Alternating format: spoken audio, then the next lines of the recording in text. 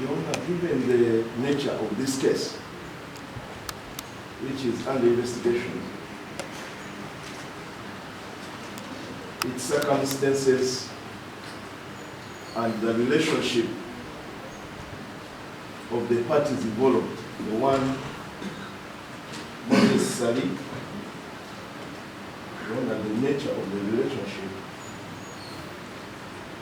of the parties involved, including the one Moses Sari, alias Bebe,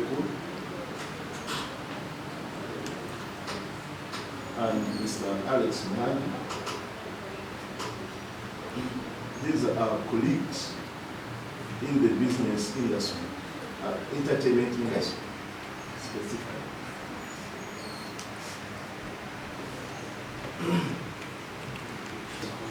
Mr. Muhangi is actually shocked that his colleague and friend will take this path against him. Be that as it may, my Lord,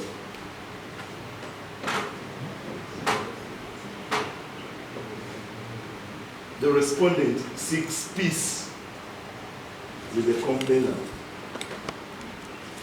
Mr. Bebe.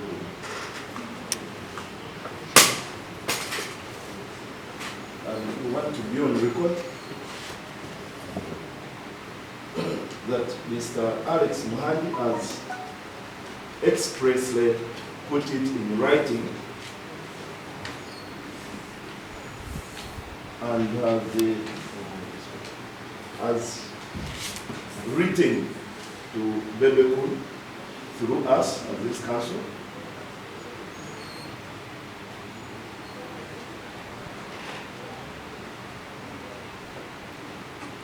requesting that the parties be given an opportunity to have this matter amicably resolved out of court.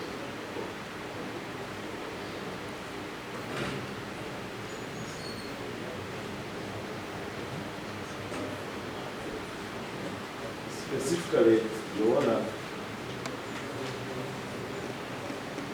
the respondent has extended an invitation to Mr. Bebe for an evening of a cup of tea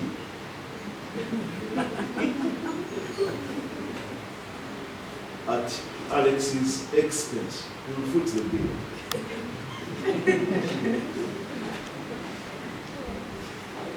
So that the two brothers can talk over whatever misunderstandings occurred with the view of having the same amicable resolve. You want a copy of the letter? It's from me. I'll give it to the state.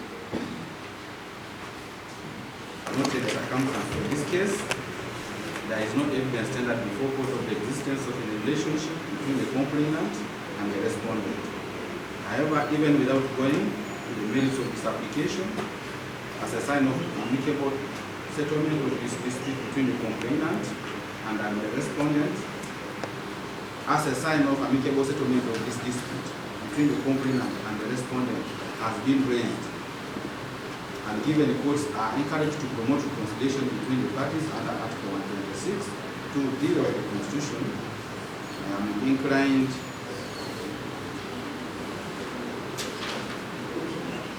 to grant the respondent's prayer for an adjournment to allow attempts at reconciliation in this matter to be pursued by the parties.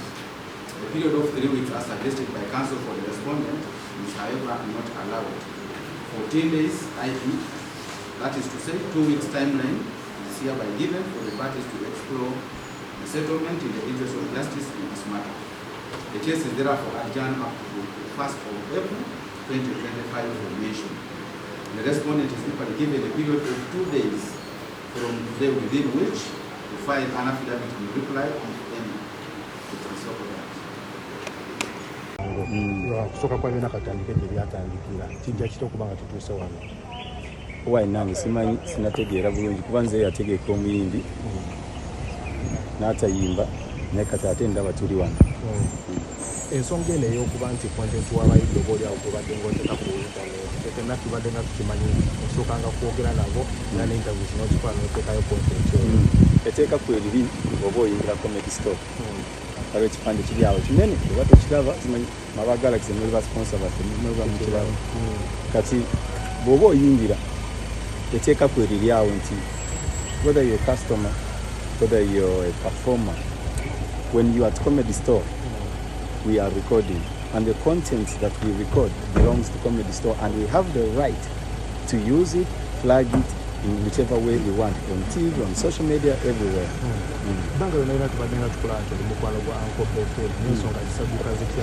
Simanyi nange era neewuuza okujja ewange n'atayimba. Ekyo ekibuuzo yandibadde atiddamu naye nze saalina buzibu olaba namuyita ajjayo. Olunaku olwaleero ku kooti ensonga ziyinza tambula zitya? Ensonga ziri clear. One thing that I want especially the musicians to know, omuntu kasita postinga oluyimba lwo mukubira omugambe nti webale, those are views added to you who owns the song. Nobody can post your song nafunayo view name kati batamanyi nti okuteekayo performance y'omuntu ne bwayitawo just to stage that you can oba comedian akozesa luyimba lwe ne tuteekayo all the views go to the artist. That eyoteeka ya YouTube copyright law eya YouTube bwetyo bwekola. So nze okulaba Bebe kulu n'agamba nti ate nkozesa music we nyinza nnyo okulaba abantu abatukulu naye tebategeera business law nga bwetambula. First, before you talk, first study and understand. Kati nze okumuteeka ku YouTube yange gezaako me I challenge anyone funayo akayimba ka Bebe kulu ka posting ku YouTube channel if you have a channel. I challenge anyone. You will see immediately it will tell you this cannot be monetized. Baba tebakusasulira ekyo.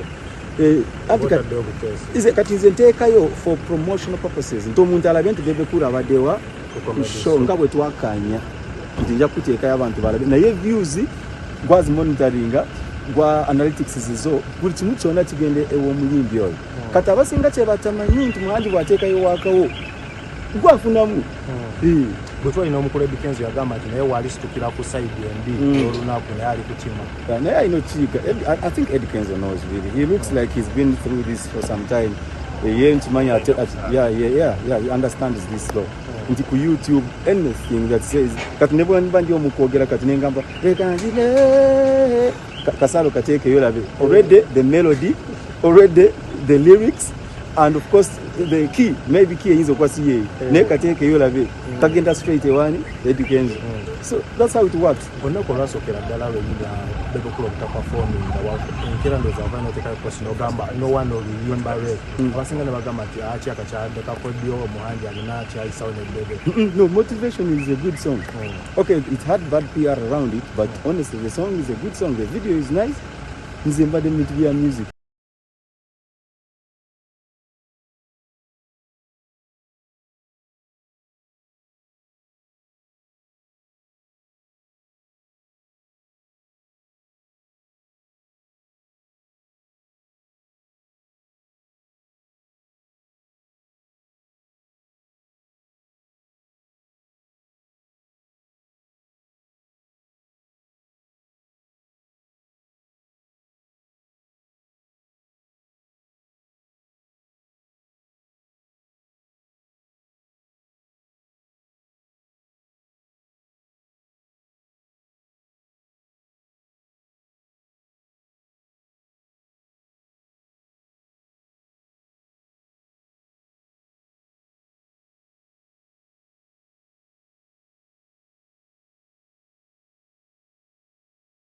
Bagisaba nti batukirize tubeemu n'okukanya nze ne Bebe kulu oba tiimu ye tutuule twogere tutuwadde weeks 2 ekyo bwe kinaagaana then tukome wano babawa olukisa ba investigating accounts zange. Yes. Olina mu bantu be boyogeddeko naye nti lwaki tasobodde kubanga alabikako kuba nti ye muwawaabi. Simanyi lwaki at this rate simanyi oba yawa. I think omusango kati yagutwala ku poliisi. Omusango guli ku poliisi, agamba poliisi investigating account yaffe eya YouTube. Mukitegede eya Comedy Store. So yensonga lwaki ye tasobola kubeera kuba kati poliisi yeri okusaba kooti olukisa bagikirize investigating accounts zaffe kuba yo nga poliisi batalina lukisa lwa investigating accounts zaffe. So kati ye bwe yawaaba omusango ku poliisi kati poliisi yeri okusaba olukisa wano. Simanyi mukitegede. Muyise tubadde mu kkooti ne bagamba nti Alex Muhangi baseeze Uganda kijja kitaate twetusuubira okubanga Bebe Cool baseeze kati ey'ensonga ejja bwetyo nti Bebe Cool aloopa ku poliisi ayagala gufuuke a criminal offense, omusango gufuuke criminal. So kati state akulira omusango ogwo aguliko gye yawandikidde kooti yalese omusango asaba kooti emuwe court order okukola ki okujja ku investigating accounts zaffe. Ndoza kiri clear. Ngezaako okugulawo wano YouTube njagala balage kuba abantu abasinga tebakitegeera nti how can someone upload oluyimba lwa Bebe Cool oba gundi ya Bebe Cool. So eno account yaffe simanyi oba sobola ogiraba. Ogiraba. Internet alabika mutono. Okay. Kanonye wano video ya Bebe Cool. Waliwo ngeno video ya Bebe Cool.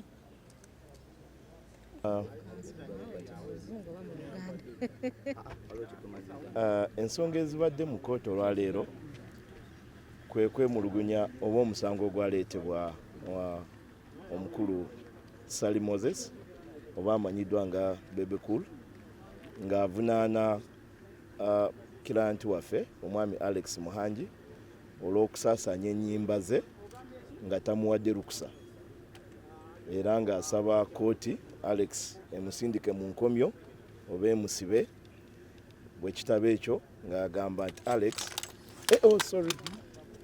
Alex amuliyirire ssente obukadde 500 n'ezigwamu kumpi bukadde 600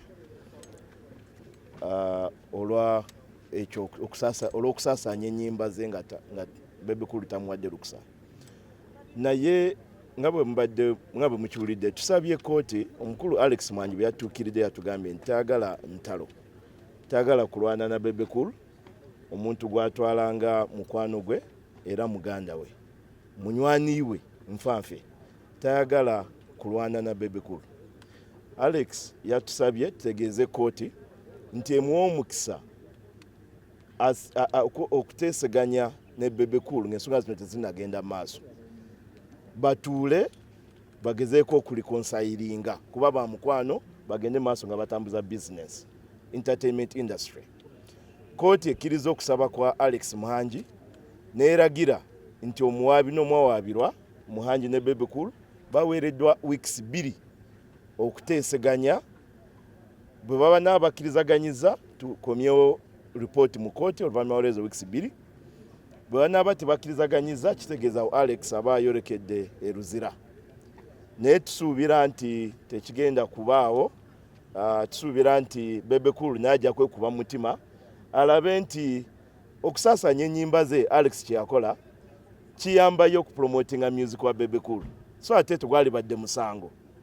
Maybe n'ekirala kyenjagala okutangazaamu mwe public, saagala omanyi Alex musajja wa nnyama ntono, small body man, big wallet. Bw'omulaba oyinza okulowooza nti kino kyakoze okusaba kooti okuteeseganya ne Bebe Cool bunafu.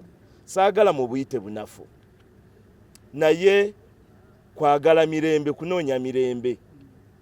N'olwekyo tusuubira nti Bebe Cool tagenda ku misunderstandinga okusaba kwa Alex okutuula naye, nti era bw'anaaba alemezaamu omuliro n'asalwa ensonga zino azitwale maaso, tuli beetegefu okumwaŋŋanga ng'amateeka bwe galagira.